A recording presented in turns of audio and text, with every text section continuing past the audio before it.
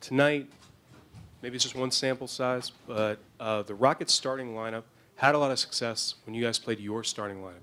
Things changed in the end, but I think their starting lineup outscored your starting lineup by maybe around double-digit points.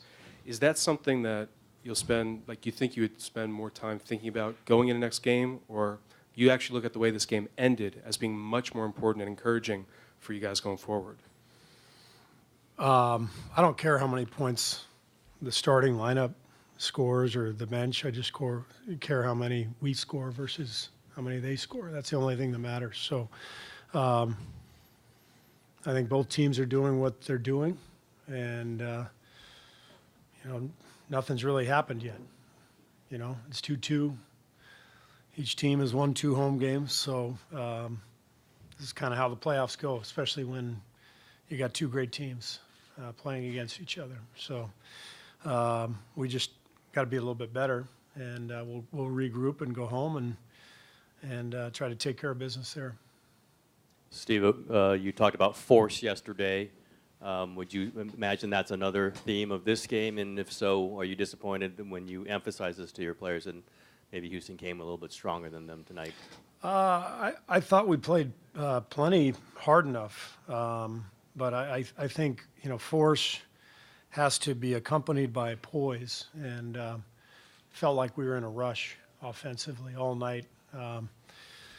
We're at our best when we got a bunch of playmakers out there and the ball's moving, and we're attacking, but with the idea that we're going to get great shots. And I didn't think we got great shots for much of the night. I thought we were just in a rush to create pace, which the pace is good, but we've got to get better shots, and we're definitely capable of that. We got to be more poised, and that has to be a focus. Coach, Steph was Steph was more aggressive tonight, but he still missed 10 3-pointers, and Clay also was struggling from the 3-point line. Is it? Do you think it is the Rockets' defense, or are they just having some trouble getting going? I'm just going to revert to what I just said. When you're not poised and you're taking quick shots, and you're not searching for great shots, then you're not going to shoot the ball as well. So they both had some good ones, but they both had plenty of forced shots. And so we were in a rush, and that got us a little out of sorts. And we made an amazing comeback, and our guys were fantastic, fighting to get back into the game, had a chance to tie it at the end. But again, for 48 minutes, I didn't feel like we executed very well in terms of keeping our poise and trying to get great looks. Do you think that the isolation nature of the offense in the series with all the switching is impacting Clay's game at all? And is there any way to get him going considering that style? If we show poise and patience and look to go from quick shots to great shots, then it'll help everybody, including Clay. I'm going to keep repeating the same thing. So come up with a different question, please. I'll ask you about something a little different. When they play Tucker at the 5 and 4 guards, what challenges do those lineups present you guys? Well, it puts one more three-point shooter on the floor, and they did that more tonight than they have in the first few games. And obviously, it's a challenge to guard the three-point line when they've got 5 of those guys out there, and they took 50 of them tonight. And that's how they play, and so you've got to be disciplined, and you've got to keep playing when they do make some, with the idea that you stay in the game, you keep playing, you keep putting pressure on them, and there's going to be plenty of opportunities to make a push and make a run. Again, as long as you stay focused and continue to grind away. But I thought they were great. They played really hard. They had their crowd behind them, and again, they did what they had to do. Winning their 2 home games. Steve, you've been dealing with Harden since 2015. Is this the most aggressive you've seen him be? The most efficient? He's always been pretty good. I don't. it's hard for me to look back and compare from one year to the next because, last year he was the MVP in 7-game series. He's tough to handle. Obviously, he's a great player and has a lot of ways to score and get to the rim, and so we've just got to stay with it. But I think we've done this plenty of times, so we know what we have to do. Steve, to your left.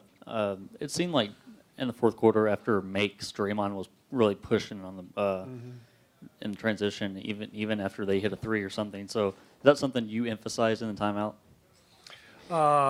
Yeah, I mean, we like to play with that pace. Obviously, the Rockets play a much slower pace than we do, so it's important that we continue to push the ball, and Draymond did a really good job of that tonight. Hey, Steve, slightly to your left. You've talked about intensity and you use the word force, and I assume a lot of that is just a mental approach. But how hard is it simply to match their physicality just with the way a lot of guys are physically built on that Rockets team?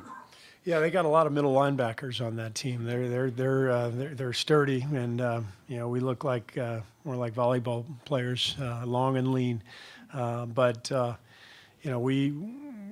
we've done this many times before, and we've played all kinds of different teams, and everybody tries to be physical with us, and because they should. That's the best way to try to beat us. And so Houston's very physical. They're very good.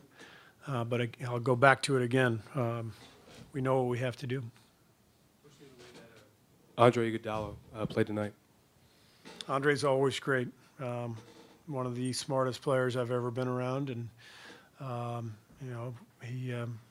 we ask a lot of him in terms of guarding James and Chris, and so he wasn't his best game, but he always makes a big impact. Steve, right here in front. You talk about the pace of play that you guys play compared to the Rockets, and then you talk about rushing shots on the offensive side. Is that something you picked up on extremely early tonight, or you just saw it more through the course of the second quarter into the third quarter? No, we picked up on it early, and talked about it throughout the game. Steve, to your left. Houston have played you guys as tough as anyone the last couple of years. Great series last year. This one's very compelling too. Obviously, your main focus is to win, but are you enjoying this battle, your tactical battle with Mike, seeing your guys compete with their guys? I love this. I do.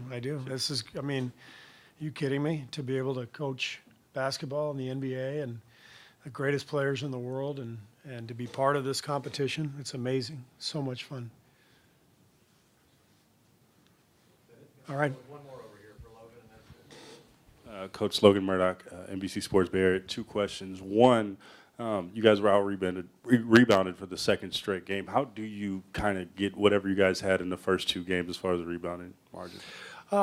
Some of it is technique, and when they've got to spread out with 5 shooters, there's a lot of long rebounds, so we're not going to get all of them. But some of it is technique and awareness, and finding the guys who are crashing and anticipating long rebounds because of the number of 3-point shots that they take. And the second question, it seems like it's been a theme all season. Like you guys are of the Warriors of old, and you guys are kind of running on all cylinders, but then you guys hit a hurdle. It seemed like it was like that in the first round as well. And how do you overcome whatever it is to kind of get that knockout blow against the team when you guys are up at a certain point in time? This is what it's about. This is the NBA playoffs, the best teams in the league, and we're playing a great team, and we know what the game plan is, and we know how good they are. So it's just about competition. That's it.